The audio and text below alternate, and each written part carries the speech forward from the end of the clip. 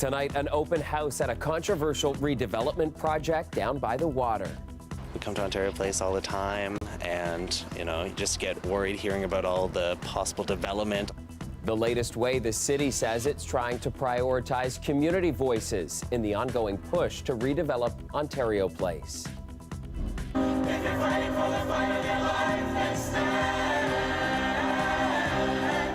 Plus, we will take you to the Village for the annual AIDS Candlelight Vigil, what organizers hope people take away from the poignant night. We've been able to fill 1,200 positions to this point in time. And the economic boost as Toronto's newest casino opens its doors today. Why not everybody is betting it's a good idea for the city. Good evening, I'm Chris Glover. Ontario Place is once again topping the news tonight. City staff are hosting what they're calling an active open house, giving people a chance to tour around the grounds and have their voices heard on the redevelopment of the prime tourist destination. Dale Manuktuk was there for us. About 100 people walked the Ontario Place grounds today, some reminiscing of fond memories. I sang at the opening of Ontario Place in grade 7 in my choirs.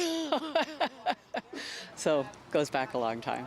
Others more recently formed a connection to the waterfront site. During the pandemic, myself and a lot of young people relied on Ontario Place to find peace, sanctuary, and to reflect. But the prevailing sentiment was concern as the province pushes forward with plans to transform Ontario Place, complete with a sprawling 87,000 square meter spa and water park. This is our neighborhood. We come to Ontario Place all the time, and you just get worried hearing about all the possible development, all the privatization of the public land we have here. Infrastructure Ontario filed an application to the city last fall. In April, city staff noted concerns of the size and scale of the spa's main building and impacts on heritage landscape. The Austrian spa company and the province were supposed to submit a revised application this month, taking into consideration the city's feedback, but in May said they needed more time. And for me, it was really important that the community had an opportunity to have a community touch point, to get an update on those timelines, and to hear a little bit more about what was reflected back in terms of the development proposal from the community consultations. City staff say it's not uncommon with development proposals for applicants to request more time before resubmitting. We expect a revised submission, probably late summer. Probably September, and then we'll be back in front of the public with some more consultation and then a report to council in the fall. Dale Manuktuk, CBC News, Toronto. The AIDS Candlelight Vigil was tonight in the Village. It is held every year at the AIDS Memorial in Barbara Hall Park to remember, honor, and celebrate the people who have died. We all have our own reasons that have brought us here this evening, but we share a collective will to remember, to heal, and to grow with one another. We will rise together. This was the 39th annual vigil. The theme for this year was Still Here. The AIDS Memorial is engraved with the names of those in the community who have died of an AIDS-related illness. And the 519 says the memorial counters the silence, denial, isolation, and rejection that are so often connected with the disease. Mayoral hopeful Anthony Furey was out in Scarborough tonight and picked up an endorsement from a fellow candidate. I want to take this opportunity to tell people that if you have lived in Toronto as long as I have, and if you love Toronto as much as I do, then you're going to support Anthony Furey on Monday. And there was that endorsement from former City Councillor Rob Davis, throwing his support behind Furey. With just days to go before Election Day, he says he's made the difficult decision to suspend his own campaign for mayor. He says Furey is the only one with the momentum to take on frontrunner Olivia Chow. Meanwhile, Premier Doug Ford says he will be voting for Mark Saunders to be Toronto's next mayor. So I have the right, like anyone else, to put a sign on my lawn. I put Mark's sign on my lawn. I'm proud to have his sign on the lawn. But again, I tell everyone I'll be voting for Mark, but vote whoever you want to vote for. The premier there speaking in Canada. Ford was also asked about polls showing Olivia Chow leading the mayor's race. Earlier in the year, he said it would be a, quote, disaster if Toronto elected a left-leaning mayor. However, today, Ford saying he'll work with whoever is elected. Now, last night we spotlighted how top mayoral candidates plan to tackle public transit in the city. Today we're looking at drivers and how people running to lead Toronto plan to handle congestion caused by construction. Ali Chiasson is on the campaign trail again today. You've got Anna Bilau, Brad Bradford, and Mitzi Hunter promising traffic enforcement officers to crack down on illegal parking and cars that block intersections in order to keep traffic moving. Olivia Chow and Josh Matlow say they plan to improve cycling and transit infrastructure, solving congestion by having fewer cars. On the opposite end of the spectrum is Anthony Furey and Mark Saunders. Both candidates want to stop future bike lanes and tear up some existing ones to make room for more cars. There's a bit more nuance to these promises, so first, a point of clarification from Mark Saunders. I'm not saying anti-bike lanes. I think that bike lanes can go on secondary streets. And Olivia Chow takes time to acknowledge. Then there are people that would always drive. We need to look at coordinating the construction, using the best technology. Anna Bilau says we need to expedite construction projects. I will not allow lane closures between Bay and Victoria until the Ontario line is done on Adelaide, Richmond, and Dundas. I will have extended construction hours so that the construction can happen sooner as well. I will appoint a congestion relief commissioner who will coordinate all of the infrastructure projects across the city so we stop tying up parallel streets with constructions. Don't we already have a traffic czar and a whole control room that monitors how to mitigate construction impacts? The city makes projections all the time and, 9 times out of 10 they get it wrong. Tough talk from Bradford. Meanwhile, Anthony Furey spoke from the site of the dismantled Gardner off-ramp in the East End to say, I feel your pain, Toronto. Two things can be true. The congestion is a nightmare. The construction is a necessity.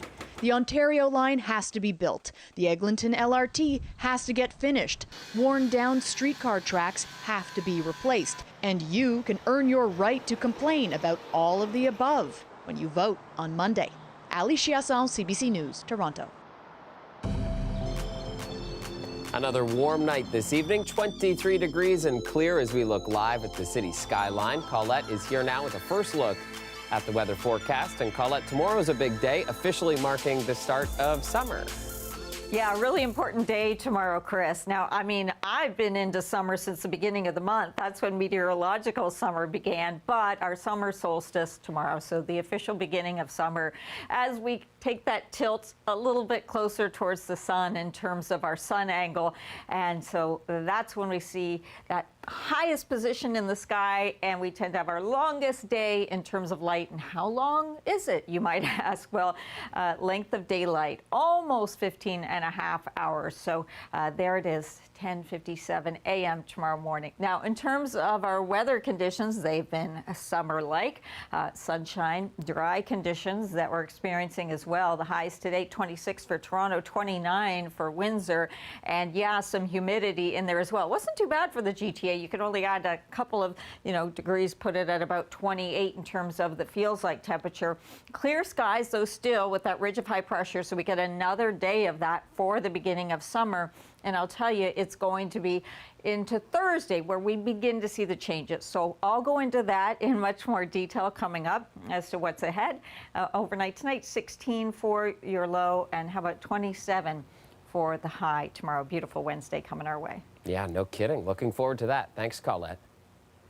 So the weather, of course, was nice today for the annual Law Enforcement Torch Run, a ceremony taking place at the Toronto Police Headquarters. Since 1996, law enforcement agencies in Ontario have hosted 21 Special Olympics Ontario Provincial Games. And the funds raised through events like the one today open up new opportunities for athletes. And I'm told that in Ontario alone, over $46 million has been raised through the Torch Run. So give yourselves a big round of applause for that. Keep the applause coming, because the Law Enforcement Torch Run is the largest fundraiser for the Special Olympics worldwide. Since its inception, they've raised over $72 million in Canada. Hundreds of officers, athletes, and supporters taking part in a 2-kilometer run and walk this afternoon. The run was held in remembrance of Detective Constable Jeffrey Northrup, who was killed on July 2021. He was a longtime Special Olympics coach and supporter.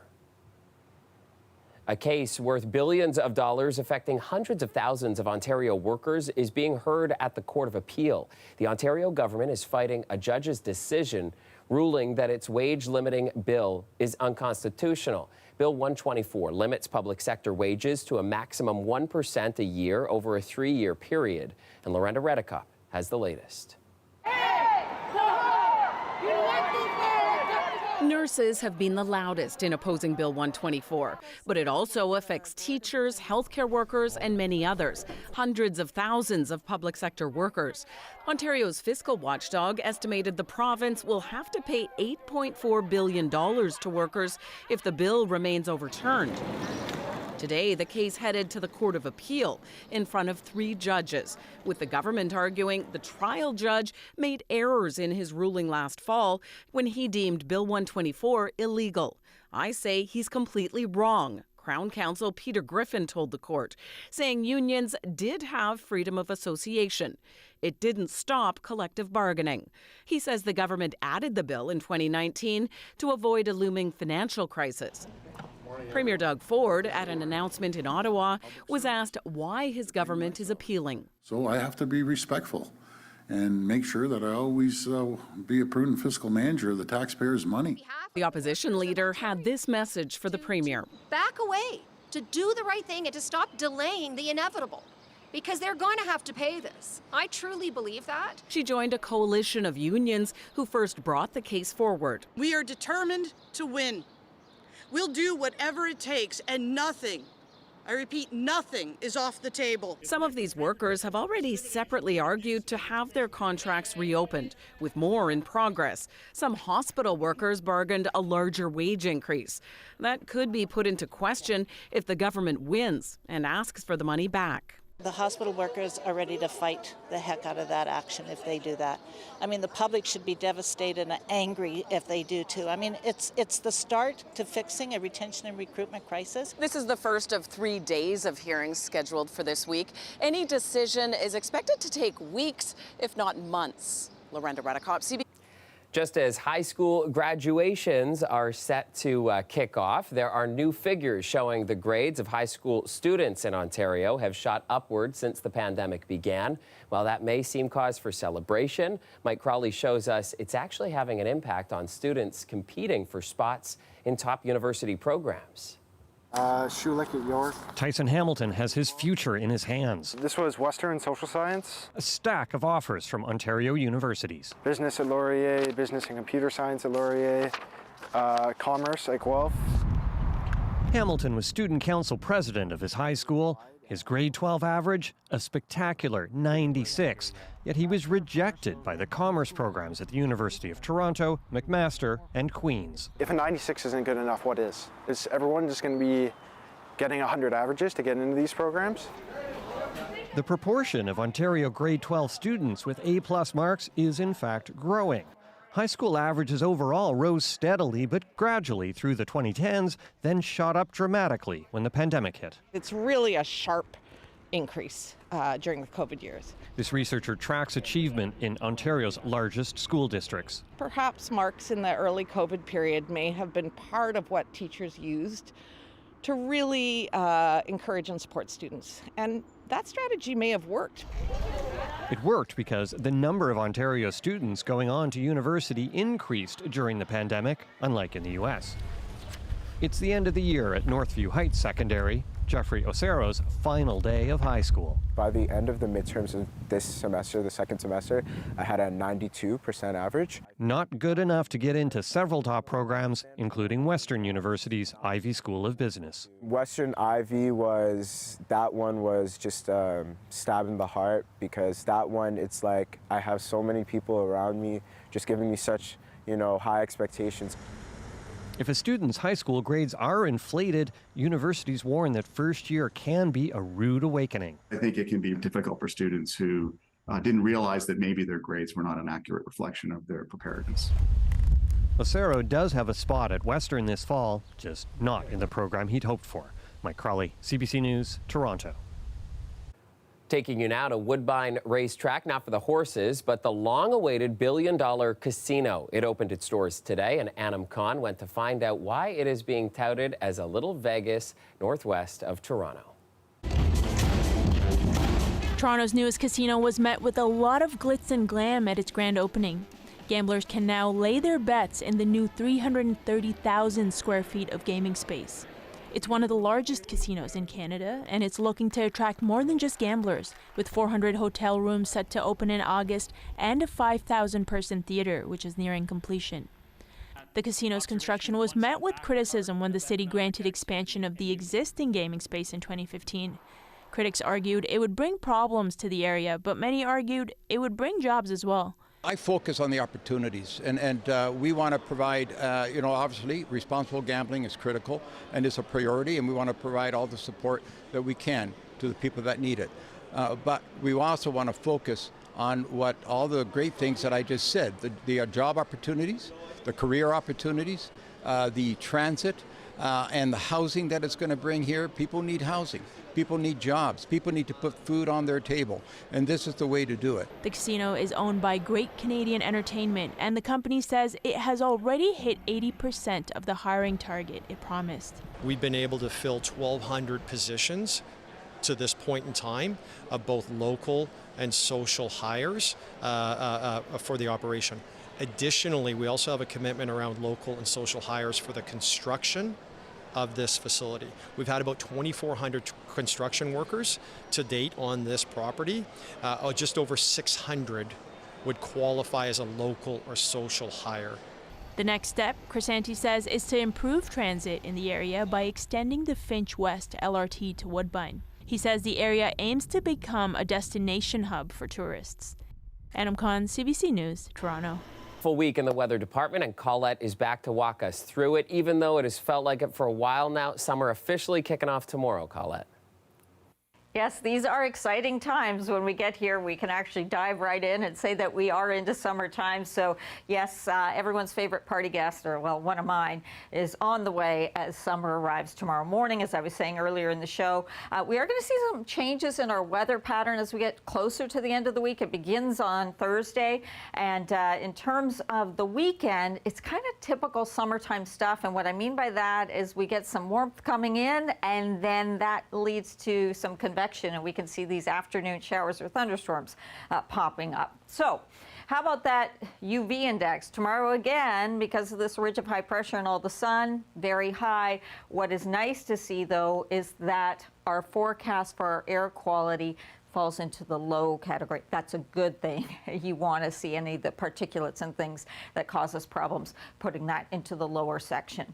All right, what is ahead? This area of low pressure wants to move northward. This ridge of high pressure doesn't want it to, and maybe you don't either. We know we need some rainfall, but we had some last week. It's really northern Ontario that's really baking, and where we could use that, and into parts of western and northern Quebec where we could use some of that rainfall. Well, this is trying to push forward northward. That ridge starts to slide off.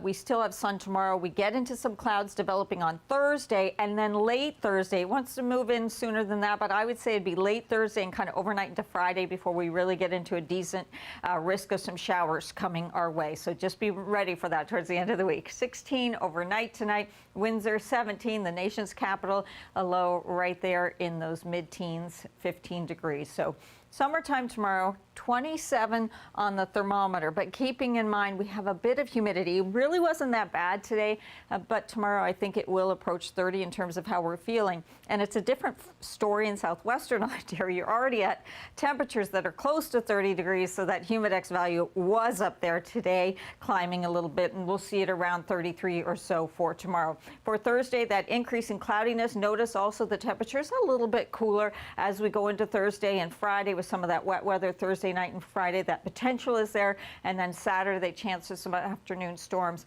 And it does look like Sunday we're going to see the temperatures bump up again, but not complete agreement on that, Chris. So I'll keep updating you as we get closer to the weekend. All right, Colette, have a great night. Thank you.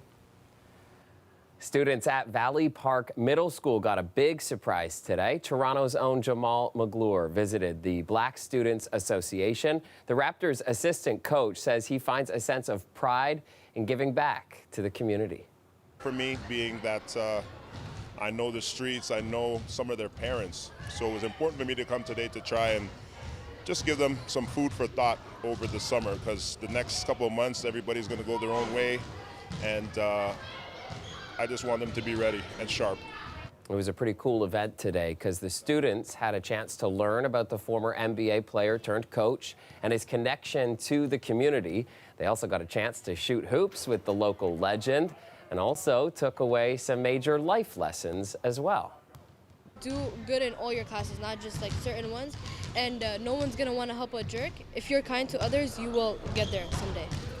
And so the Scarborough native had a fruitful 13-year career in the NBA as a player, which included one All-Star appearance as well. He spent his last year of his playing career with the Raptors and has been with the team ever since. And that, of course, means that he won the NBA championship with the Raps in 2019. Okay, finally tonight, here is something that probably won't be happening anytime soon here in Toronto, thankfully. People are gonna be dead. But it sure happened in Colorado, and neighbors in this neighborhood got video of a bear in a bit of a sticky situation as it hung on from a second-story window. And the neighbors say that it got inside through the main floor before trying to make its way out from above. And eventually, the bear gave up and clawed its way back inside before making its way out the main floor and into the woods nearby. Oh my goodness. And that is our show for you tonight. Thank you so much for watching. I'll see you back here tomorrow at 11. Have a great night.